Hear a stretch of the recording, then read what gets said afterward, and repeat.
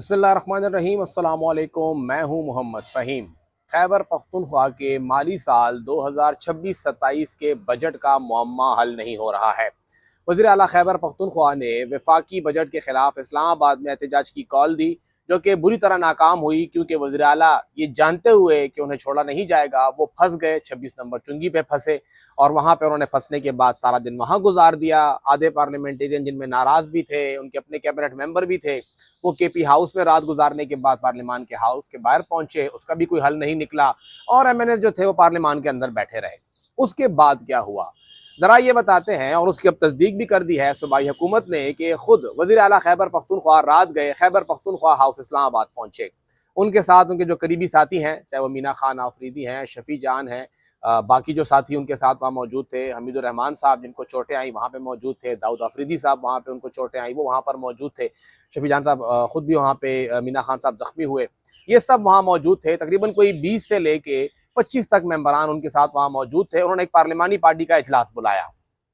लेकिन पार्लिमानी पार्टी इजलास के अंदर यही 25 से लेके 26-27 या मैक्सिमम कर लीजिए 30 मेंबरान ही शरीक हुए। जो नाराज मेंबरान वहां पर मौजूद थे उन्होंने इजलास में शिरकत से इनकार कर दिया और उन्होंने कहा कि कोई हिकमत अमली नहीं थी, कोई स्ट्रेटजी नहीं थी, आपकी वजह से एहतजाज नाकाम हुआ है, हम आपके साथ फिलहाल नहीं बैठ रहे, आगे भी आप यही सब कुछ करेंगे जो कि आपने पीछे किया है, लिहाजा हमें आप ठीक ठाक लायामल दें। बहरहाल नाराज मेंबरान तो शरीक नहीं हुए, क्योंकि वो एहतजाज पर भी नाराज थे कि आपने क्या एहतजाज किया, आपने इस तरह ही अगर एक फ्री हैंड देना था हुकूमत को, फेडरल गवर्नमेंट को, तो पहले बता देते, हम लोग इतनी भाग दौड़ ना करते। लेकिन मामला ये है कि उस इजलास के अंदर कुछ अहम फैसले हुए हैं और उन फैसलों का असर बराह रास्त खैबर पख्तूनख्वा पे पड़ने वाला है। एक फैसला ये हुआ है कि अब क्योंकि इमरान खान से राब्ता नहीं हो पा रहा है, इमरान खान से मुलाकात नहीं हो पाई, क्योंकि ऑब्वियस थी कि मुलाकात नहीं होगी, और जो यकीन दहानियां कराई गई थी लोगों की जानिब से, अब वहां से मामला पलट गया, कहीं और चला गया है। तो अब हम लोग क्या करें, क्योंकि हम लोग इतने दबाव में आ गए हैं कि हमने ये ऐलान कर दिया किसी के कहने पर कि आपकी मुलाकात कराई जाएगी, हमने पूरी दुनिया को बता दिया कि हम इमरान खान से मुशावरत करेंगे, अब मुलाकात नहीं होगी, हम लोग क्या करें।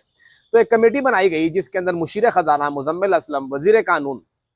आफ्ताब आलम, एडवोकेट जनरल शाह खेल, साथ ही 3-4 लोग और जो कि कानूनी माहिरीन हैं, गलबन सेक्रेटरी लॉ भी इसके अंदर शामिल हैं, उनको इसके अंदर शामिल किया गया है कि आप बैठें और हमें एक रास्ता दिखा के दें कि हम क्या कर सकते हैं, हम इस बजट को ऐसे किस तरीके से आगे लेके चलें कि हमारी हुकूमत भी ना गिरे और इमरान खान के साथ मुशावरत की शर्त जो है, जो हमने रखी है, वो भी कायम रहे, और उसके मुख्तलिफ उमूर को देखा जा रहा है। इस कमेटी को यह टास्क दिया गया है कि आप फौरी तौर के ऊपर हमें रास्ते बता के दें, और हमारी जो इतलात हैं उसके मुताबिक ये है कि कमेटी जिन रास्तों पर काम कर रही है, जिन सत्रों पर काम कर रही है, उसके सबसे पहली चीज़ ये है कि आप सिर्फ और सिर्फ करंट बजट को आगे लेके चलें। करंट बजट से मुराद तनख्वाहें हैं, जारी अखराजात हैं, जो एक्सपेंडिचर्स हैं वो होंगे, और साथ ही सिर्फ करंट में ये नहीं होगा बल्कि जो जारी स्कीमें हैं डेवलपमेंट की, उनको भी एज इट इज आगे चलाया जाएगा। फिर बाद में वो अप्रूवल हो जाता है, नई स्कीम इंक्लूड नहीं होती है।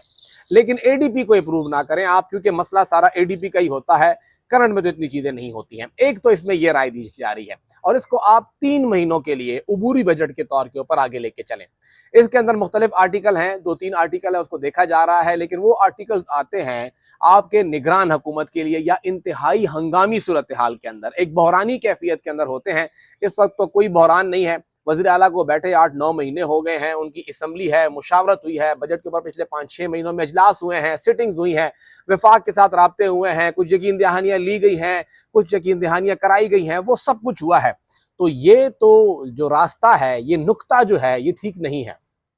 और इसी नुक्ते को पकड़ते हुए आपकी अपोजिशन, जिसके आप बार आप जा रहे हैं, जमीयत उलमा इस्लाम, मुस्लिम लीग नून, पीपल्स पार्टी, वो आपको अदालत में चैलेंज कर सकती है और आपके लिए मसला पैदा कर सकती है। तो फिर हम लोग क्या करें।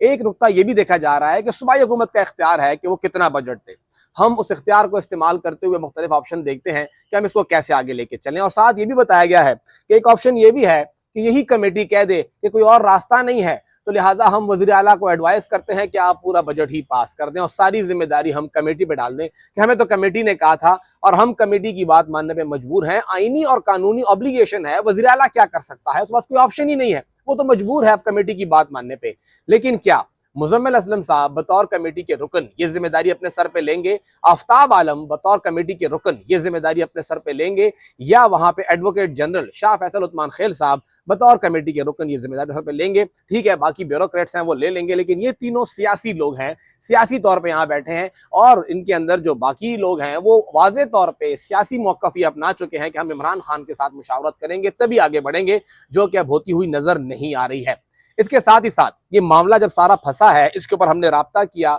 जो हमारी ब्यूरोक्रेसी है उसके अंदर क्या चल रहा है। ब्यूरोक्रेसी इस वक्त इंतहाई टेंस सूरत हाल में है, इंतहाई परेशान है, उन्हें बहुत ज्यादा प्रॉब्लम सामने आ रही है। हमने उनसे पूछा कि मसला क्या है, चल क्या रहा है। उन्होंने कहा है कि जी हमने ये बजट पहले बनाया, फिर कैबिनेट एक्सटेंड हुई, फिर पूरा बजट चेंज हुआ, पूरी एडीपी चेंज हुई, फिर वफाक से राब्ता हुआ, वफाक की बातें मानी, कट लगा, डेवलपमेंट पे लगा, करंट एक्सपेंडिचर पे लगा, एनएफसी के ऊपर लगा, बहुत से मामलात बने। हम ये बजट बार बार बना रहे हैं।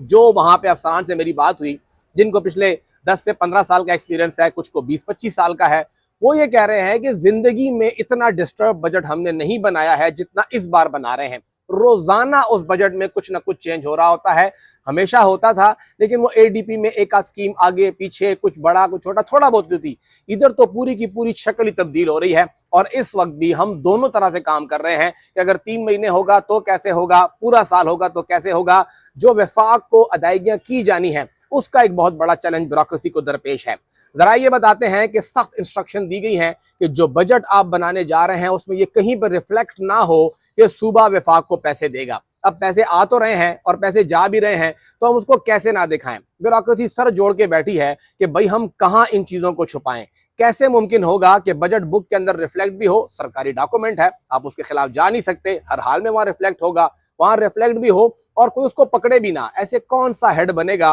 कि वहां पे सूबाई हुकूमत जो है वो वहां पे अपने आप को बचा सके और वो इमरान खान की मुशावरत की बात जो है वो सामने आ सके और ये बात वाजे हो कि देखिए जी हमने वफाक को पैसे नहीं दिए। पैसे तो देने हैं, लेकिन दहानी कराई है, वहां मान के आए हुए हैं और पैसे आपने देने हैं, और जो फिगर है वो मेरे पास आ चुका है। लेकिन बहरहाल थोड़ा इंतजार करते हैं कि बजट जो है, बताया ये जा रहा है कि जिस तरह पहले कहा गया कि बजट 12 को पेश होगा, वफाक का लेट हुआ, हमारा 15 पे गया, अब बजट जो है वो 15 को भी पेश होने नहीं जा रहा है और इसमें मजीद ताखीर होगी। और जितनी ये ताखीर होगी, ब्यूरोक्रेसी की नाक में दम किए रखेंगे। ब्यूरोक्रेसी जो है वो इंतहाई तंग है, वो ये चाहती है कि जल्दी से टेबल हो, कि ये पूरा झमेला खत्म हो और ये मामला खत्म हो और मामला आगे बढ़े। लेकिन सूबाई हुकूमत ने खुद को एक ऐसी बंद गली में खड़ा कर दिया है जहां से निकलने के लिए अब उन्हें कोई मौजूदा दरकार है।